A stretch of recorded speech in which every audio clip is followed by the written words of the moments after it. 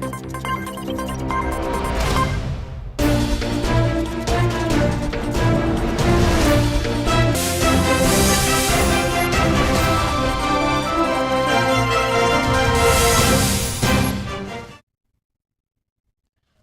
To A1 TV Telugu news. నేను భువన. Details చూద్దాం. రంగారెడ్డి జిల్లా శంషాబాద్ ఎయిర్పోర్ట్ పోలీస్ స్టేషన్ పరిధిలోని సిద్ధాంతి బస్తీలో వ్యక్తి మర్డర్ కలకలం రేపింది. సిద్ధాంతి బస్తీలో నివసించే సౌడయ్య అనే వ్యక్తిని గుర్తు తెలియని వ్యక్తులు హత్య చేసి పరారయ్యారు. ఈ విషయాన్ని గమనించిన స్థానికులు శంషాబాద్ ఎయిర్పోర్టు పోలీసులకు సమాచారం అందించారు. సంఘటనా స్థలానికి చేరుకున్న పోలీసులు కేసు నమోదు చేసుకుని దర్యాప్తు ప్రారంభించారు. కొంతమంది అనుమానితులను అదుపులోకి తీసుకుని విచారిస్తున్నట్లు శంషాబాద్ ఎయిర్పోర్ట్ ఇన్స్పెక్టర్ బాలరాజు తెలిపారు.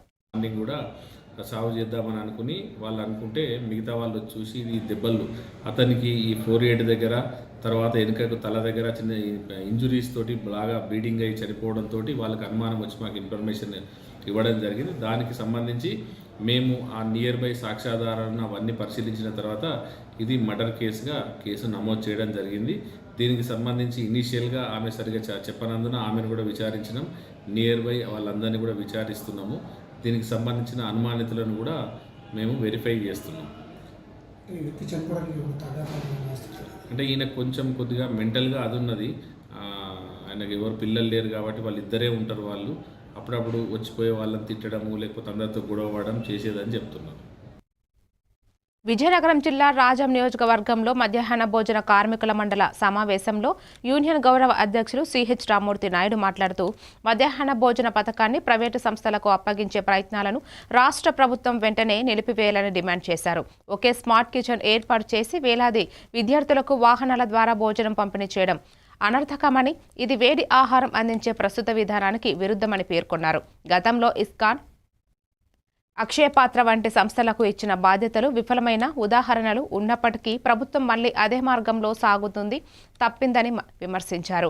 20 ఏళ్లుగా స్వల్ప వేతనాలతో సేవ చేస్తున్న నిర్వాహకుల జీవనోపాధిని దెబ్బతీసే ఈ ప్రైవేటీకరణను ఆపకపోతే రాష్ట్ర వ్యాప్తంగా ఆందోళనలు చేపడతామని హెచ్చరించారు.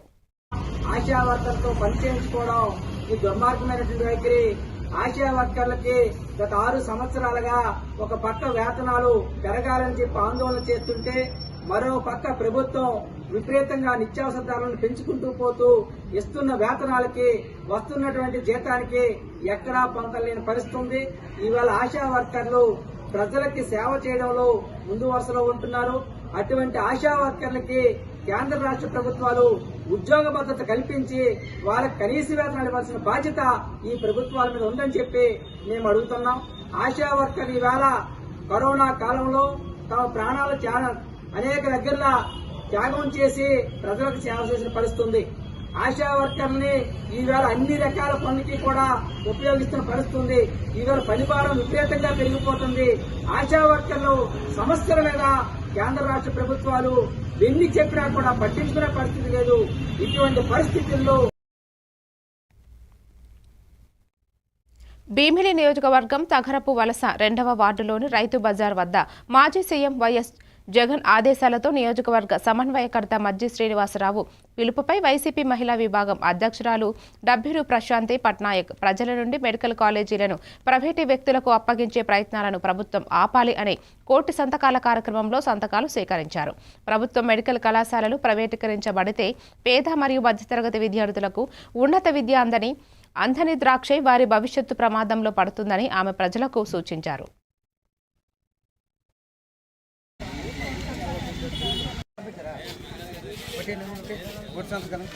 మెడికల్ కాలేజీలో ప్రైవేట్ పరం చేస్తాడు కదా చంద్రబాబు, దానికి నిజంగా మనం చేయొచ్చని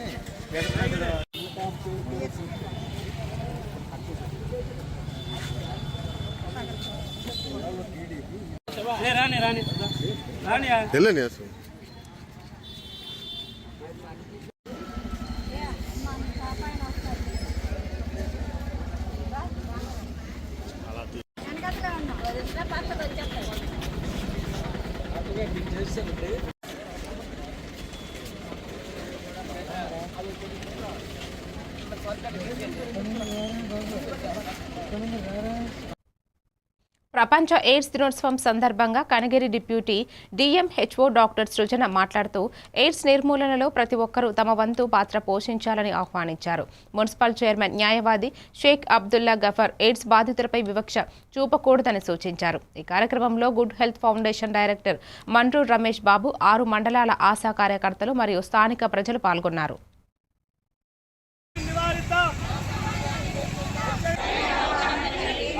సభ్యులు స్నేహితులు సమాజానికి తెలియజేయడానికి ఎల్లప్పుడూ కృషి చేస్తాను. హెచ్ఐవి ఎయిడ్స్ బాధితులను వివక్ష లేకుండా గౌరవంగా చూసి వారికి అవసరమైన సాయం అందించడానికి సిద్ధంగా ఉంటాను. సురక్షిత చర్యలను పాటిస్తూ టెస్టింగ్, పోస్ట్ టెస్టింగ్ ప్రాముఖ్యతను తెలుసుకొని ఆ చుట్టూ ఉన్న ప్రతి ఒక్కరికి అవగాహన కల్పిస్తాను, వ్యవహరిస్తాను. ఎయిడ్స్ నిర్మూలనలో బాపట్ల జిల్లాలోని జీడిమామిడి పరిశోధన కేంద్రాన్ని జిల్లా కలెక్టర్ వినోద్ కుమార్ పరిశీలిస్తూ కొత్త జీడిమామిడి వంగడాలను అందుబాటులోకి తెస్తున్న ప్రయత్నాలు అభినందనీయమని అన్నారు. అంటుమొక్కల నర్సరీ, ల్యాబ్ పరికరాలు కొనసాగుతున్న పరిశోధనలు, జీడి విత్తనాలకు ఆయన పరిశీలించారు. ముంతా తుఫానుతో దెబ్బతిన్న ప్రహరీ గోడను కూడా సమీక్షించారు. ఉత్పత్తి పెరిగేలా ప్రయోగాలను విస్తరించాల్సిన అవసరం ఉందని సూచిస్తూ ఇక్కడ తయారు చేసే అంటు మొక్కలను శ్రీకాకుళం, విజయనగరం, విశాఖపట్నం జిల్లా అటవీ శాఖలకు ఒక్కొక్కటి 50 రూపాయల ధరకు సరఫరా చేస్తున్నట్లు అధికారులు వివరించారు. పరిశోధన ఫలితాలు రాష్ట్ర వ్యాప్తంగా రైతులకు ప్రయోజనం చేకూర్చేలా చర్యలు తీసుకోవాలని కలెక్టర్ సూచించారు.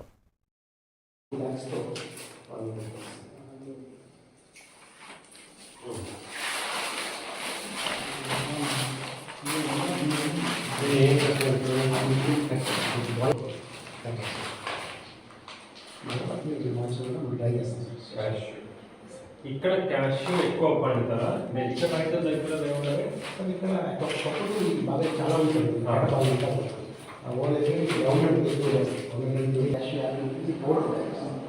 క్యాష్యూ జ్యూస్ ఇచ్చి బాగుంటుంది. అదే సార్ తినడానికి స్టిక్కింగ్గా ఉంటుంది. స్టోర్ చేస్తాం. ప్రస్తుతం స్టోర్ చేసి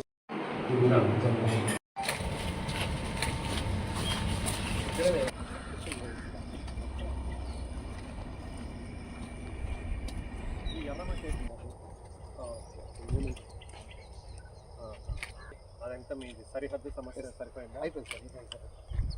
ఎప్పటి నుంచి ఇక్కడ పని చేస్తున్నారు? 10. ఎవరికి అమ్ముతారు దీన్ని?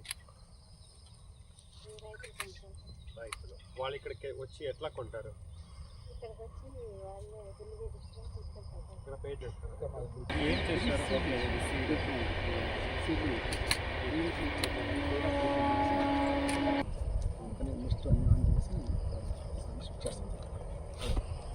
ఇవన్నీ ఏంటివి? పెద్ద పెద్ద వెరైటీస్ బ్లాక్స్. అన్నమయ్య జిల్లాలో మొలకల చెరువు నకిలీ మద్యం కేసులో మాజీ మంత్రి జోగి రమేష్ మరియు ఆయన సోదరుడు జోగి రామును ఎక్సైజ్ పోలీసులు పీటీ వారెంట్స్పై తంబళ్లపల్లి కోర్టులో హాజరుపరిచారు. ఈ సందర్భంలో భారీ ఎత్తైన వైసీపీ శ్రేణులు కోర్టు వద్దకు చేరుకోగా పోలీసులు కఠిన బందోబస్తు ఏర్పాటు చేసి బయట వారికి అనుమతి నిరాకరించారు. కోర్టు ఇద్దరికి 14 రోజులు రిమాండ్ విధించగా వారిని మళ్లీ నెల్లూరు కేంద్ర కారాగారానికి తరలించారు. ఈ సందర్భంగా వైసీపీ ఎమ్మెల్యే ద్వారకానాథ్ రెడ్డి జోగి రమేష్ను అక్రమంగా అరెస్టు చేశారని, కేసుపై సిట్ కాకుండా సిబిఐ విచారణ జరగాలని డిమాండ్ చేశారు. తమపై పెట్టిన కేసులలో భయపడే ప్రసక్తే లేదని హెచ్చరించిన ఆయన ఎక్సైజ్ స్టేషన్ తహసీల్దార్ కార్యాలయం ప్రక్కనే నకిలీ మద్యం తయారు స్థావరం నడిపించిందని ప్రశ్నించారు.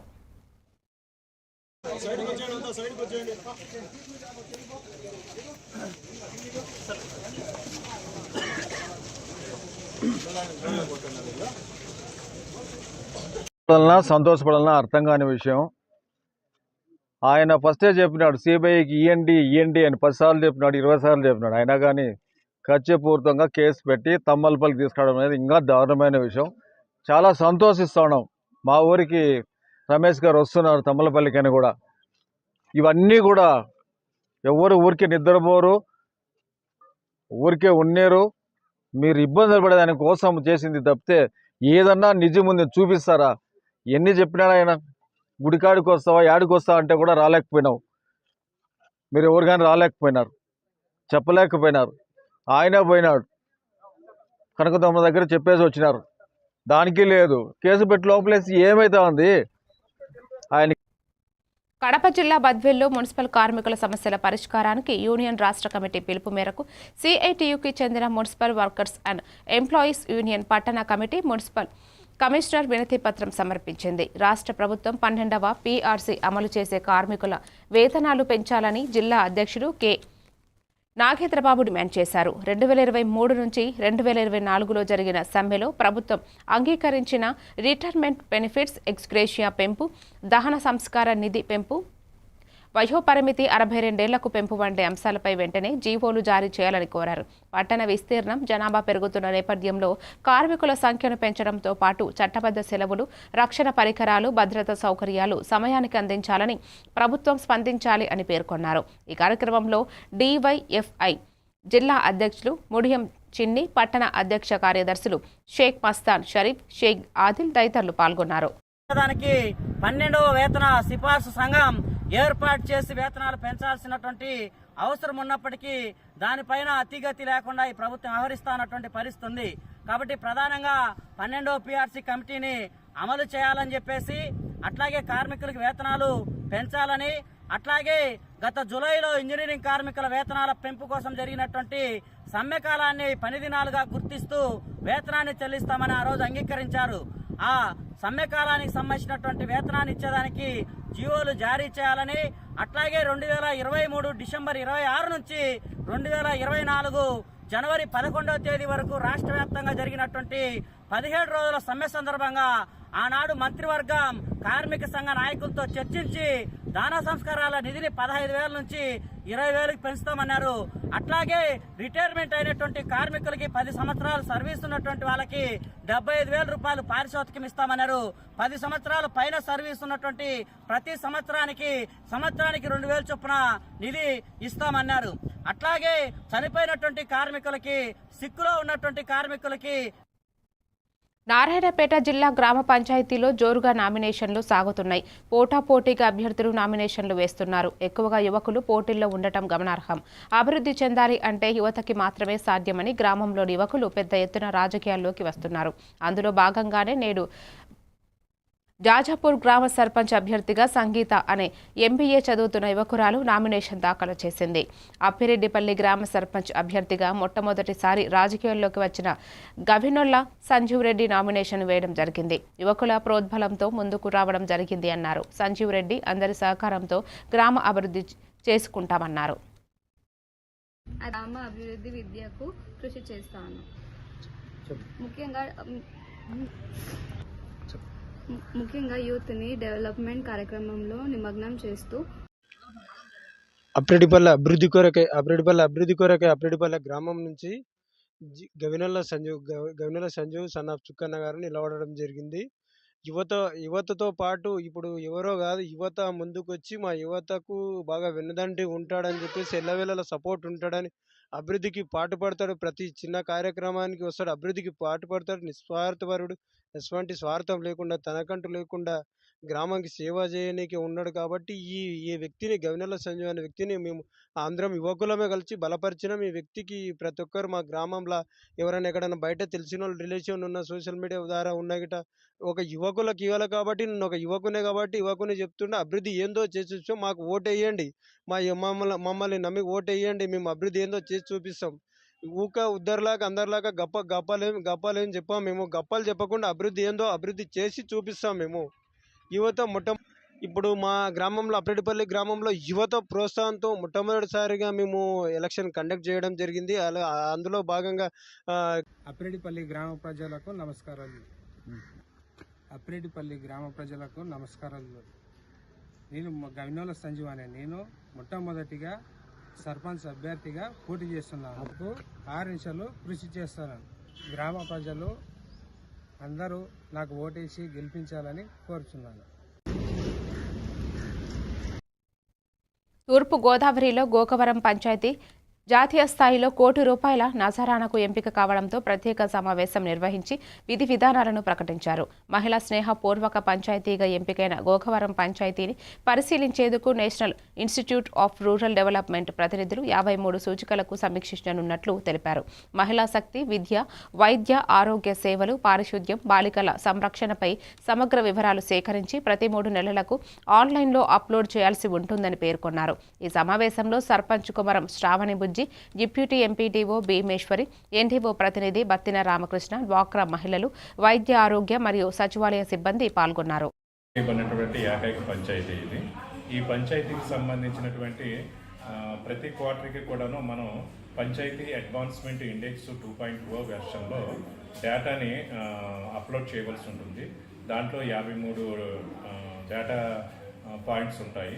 ఈ పాయింట్స్ అన్నీ కూడాను హెల్త్కి సంబంధించి, ఎడ్యుకేషన్కి సంబంధించి, లైవ్లీహుడ్కి సంబంధించి, సెక్యూరిటీ అండ్ సేఫ్టీకి సంబంధించి, అట్లాగే హెల్త్కి సంబంధించి అలాగా ఈ అంశాలన్నిటి మీద కూడా ఆ డేటా పాయింట్స్ అన్నీ కూడా ఉంటాయి. ఈ డేటా పాయింట్స్కి సంబంధించి ఏప్రిల్, మే, జూన్కి సంబంధించి ఈ గోకవరం పంచాయతీ 53 డేటా పాయింట్స్కి డేటాని కలెక్ట్ చేసి మినిస్ట్రీ ఆఫ్ పంచాయతీరాజ్కు POA వెర్షన్ 2 ద్వారా పంపించారు. ఆ డేటా ఎంతవరకు కరెక్ట్ అన్న అంశాన్ని చూసి రమ్మని నన్ను ఇక్కడికి పంపించారు. ఆ ఫీల్డ్ డేటా వెరిఫికేషన్ చేసి రమ్మని. ఆల్మోస్ట్ 95% వీరు పంపించిన డేటా మొత్తం అంతా కూడాను టాలీ అయ్యింది. ఒక 5% అటు ఇటుగా ఉన్నది. ఆ 5% కూడా నేను కరెక్ట్ డేటాని తీసుకొని దీన్ని MOPRలో వాళ్ళకి నేను పంపిస్తాను. పంపించిన తర్వాత వాళ్ళు నిర్ణయం తీసుకుంటారు.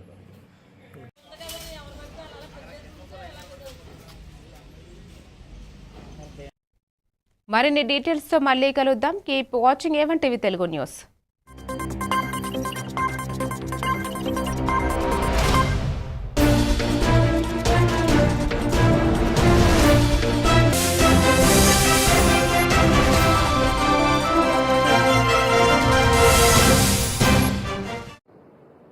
पराजय